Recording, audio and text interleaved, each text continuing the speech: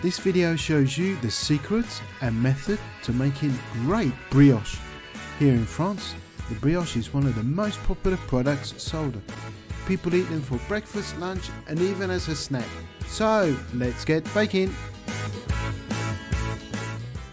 What we suggest is you take out the butter from the fridge 1 hour before, and what you do, you cut it into small chunks and then leave it to the side so it softens. Now we're going to add all the ingredients to a mixing bowl. You will find the complete recipe sheet on our website. Just click on the link in the description below. First we add 400 grams of bread flour,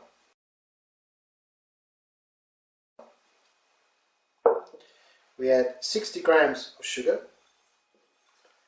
we add 6 grams of salt, and we add 15 grams of yeast. Today I'm using baker's yeast, which I bought from the baker's store, which is ready to use. You can buy a dehydrated yeast from your local supermarket, which you have to prepare beforehand. What you do, you add warm water, which is at 30 degrees, you mix it well together and you leave it for 15 to 20 minutes so the yeast starts to work, and then you add it to your mix. Now it's best to separate the salt from the yeast, as they don't like each other in the raw state, but when they mix together they're very happy to live together. Then we add 5 eggs.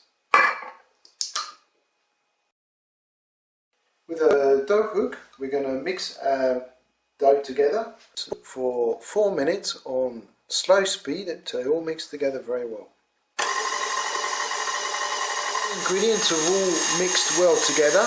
We're going to put it onto medium speed for 8 minutes. So now we develop the gluten inside of the dough. So afterwards we have a nice beautiful crummy product when we bake it at the end. And now you can smell all those, the yeast, the sugar and everything coming out of the bowl. Now it's been 8 minutes, we're going to add the butter. So what we do, we scrape down the hook, and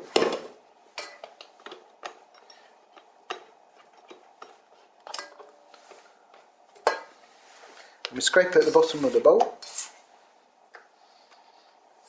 As you can see, it's nice, makes a nice elasticity, and we add our butter.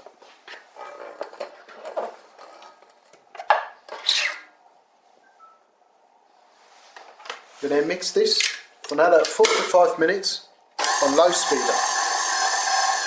Now it's been 5 minutes, we switch off the machine, we dust very well our table and we lift up our bowl.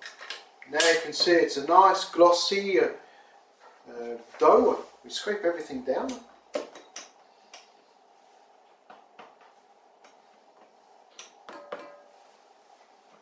Place it on the table.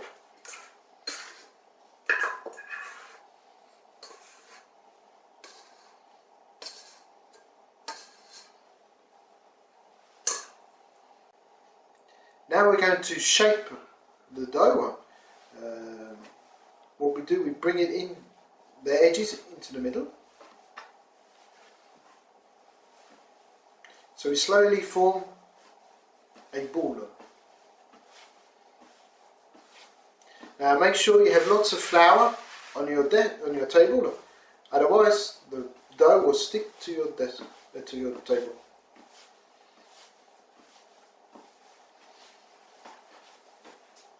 Now we shaped our dough. We're going to put it in a floured bowl, which we're going to leave now for 1 hour.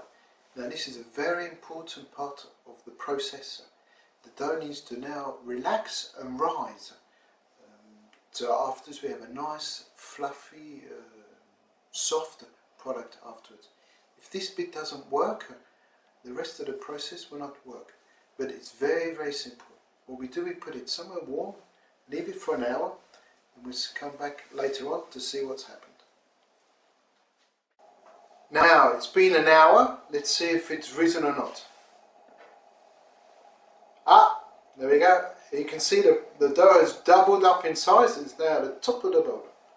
If your dough hasn't risen like that, leave it a bit longer or find somewhere a bit warmer. If it takes 2 hours to rise, well, let it take 2 hours to rise. It's a very critical part of making the brioche, so it's very important to let the dough rise up like this.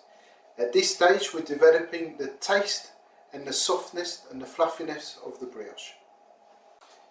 Now we're going to take the dough out of the bowl. So what we do first is to put lots of flour on our table, and with a scraper we scrape it up. Now you can smell all the delicious gases which have been produced.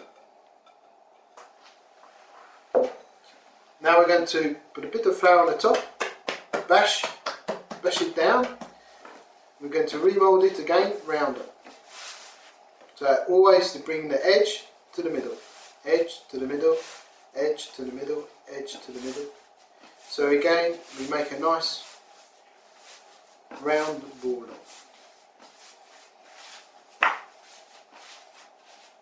Now we leave it for another 5 minutes. Now it's been 5 minutes, we're going to turn it over and then make it into a sausage shape. Make sure you have lots of flour on your table, otherwise it would stick. So again, we flatten it out. We bring the edge and we move it over a little bit. Same again, pushing it down all the time, very, very well. As you can see, it's alive, it's moving, and it's growing all the time.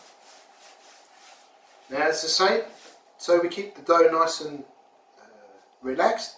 We're going to let it rest for another 5 minutes. Now it's been 5 minutes, again very important this timing. We're going to now scale the brioche at 60 grams. You can scale your brioche at 50 grams, 60 grams, 55 grams, but most people will scale them at 60. So this is another critical stage, the balling. What we have to do is to cup your hand like this, so you have a nice round shape. You take your brioche, flatten it down, bring in the edges again, and then with your hand, you just roll it round. Make sure you don't have too much flour on your table, otherwise it will stick and it will just not go around. If you have no flour on whatsoever, the brioche will stick to the table. Once you've finished rolling all the brioche, we then let them rest again for another 5 minutes before we then roll them again for one more time before we put them on the baking trays ready to prove to bake off later on. Now you can see the brioche has started to prove and it's starting to have bubbles. Now we're going to remold them and put them on baking trays. You can either have a baking tray with paper or without paper, or if you have a silicone mat which you can buy from most general supermarkets, you can put it on that. We are going to do with paper and without paper. So what we have to do is to re-ball the brioche. So we flatten it down and then we just, as before, we just curve our hand and we ball the brioche. Now we have to be careful that we don't under ball it, so it looks like this underneath, because then when it blows up when it proves up in the afterwards, it will come out to be a funny shape. Or if you over roll it, you get cracks like this. It's the same when it's fully proved, you have a funny shape. So you need to take your time and roll them nicely like this. Well, when you train up your brioche, make sure you leave enough space, because the brioche will double in size by the time you finish baking them, so they don't touch and the air circulates very well during baking. Now we're going to leave the brioche to prove for the next hour and a half to 2 hours. So put them somewhere nice and warm so they prove up nicely. We'll be back later to see how we get on. Now that the brioche has risen, as you can see, it's grown 1/3 from the original ball we balled up.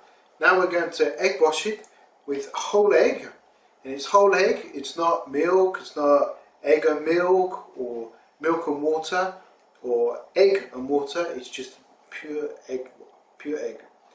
We start at the top and we just brush all the way down, all the way around the bottom.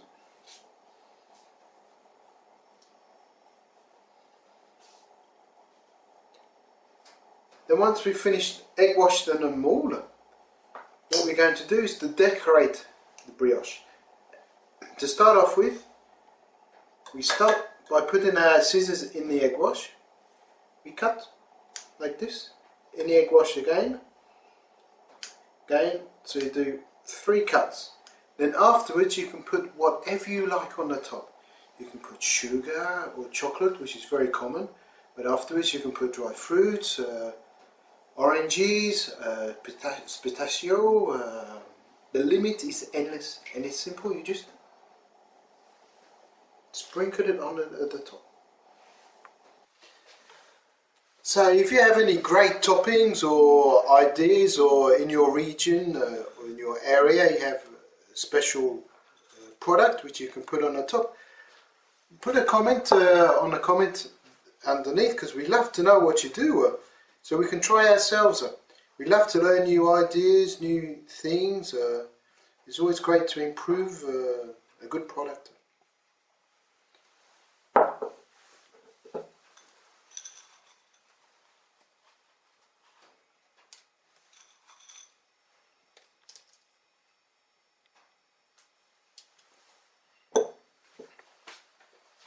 Now I'm going to finish off with the sugar, which is a classic for brioche, like this. Now we're going to bake our brioche. We bake them in a preheated oven at 160 degrees C or gas mark 5 for 15 to 20 minutes. So we see what they look like when they come out of the oven later on. They have to be a nice golden brown all over, and not too white, not too dark, otherwise they burn and dry out too quickly. These look great with all their colours, which we decorated earlier. If you enjoyed this video, well then give us a thumbs up. And if you still have problems with boiling the brioche, check out one of our live training courses. And you can find out all the information on our website.